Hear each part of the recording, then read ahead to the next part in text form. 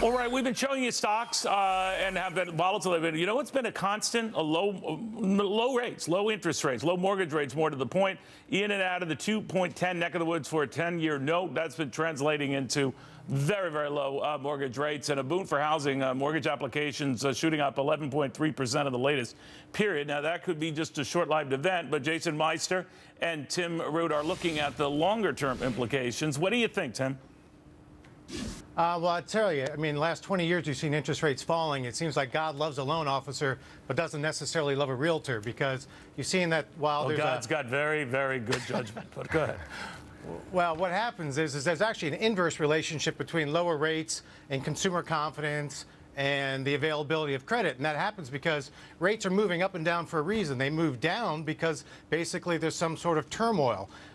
Turmoil doesn't make people very confident to go out and take on the largest purchase of their life, and it doesn't make lenders want to lend. But it certainly makes people want to lower their monthly payments, which triggers refinances. And obviously, Jason, to take out those applications to do just that. What do you think is going to happen, Jason? Sure. Neil, for 7 years, we've had a Fed rate at 0. Money's been free. It's got to stop at some point, and I think it's going to happen sooner rather than later. I think we're going to see rates rise this year. I think the Fed will make that move to lift off. When? Is it going to happen this month?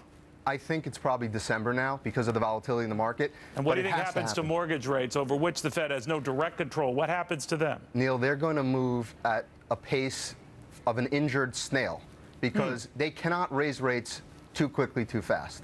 Tim, what do you think of that? That we might see rates go up courtesy of the Fed, but that might not show up immediately in mortgage and related rates. What do you think? Yeah, I think Jason's right. I mean, I don't see rates happening going up until December. And, you know, just because the Fed funds rate goes up doesn't mean that long-term interest rates are going to go up. I mean, we see all of the drama in the stock market. I don't think the Fed or anybody else really wants to, you know, rattle investors any further. And there just isn't enough global confidence to drive rates up. So I don't see that being a long-term But what I'm really concerned about, Neil, is that we've created asset bubbles in some of the major markets like New York City, San Francisco, Miami.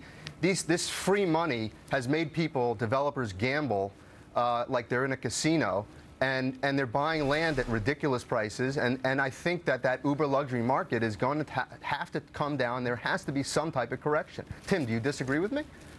No, I think that there's always going to be pockets. I mean, real estate is local, but you're certainly seeing some exuberance in certain markets. The bigger concern I think I have, Jason, probably like you, is, you know, the country doesn't really have a stomach for defaults. And the only way you deal with credit bubbles and asset bubbles is either grow your way out, and you can't grow your way out at 2% GDP. You inflate your way out, which we're pretty darn comfortable.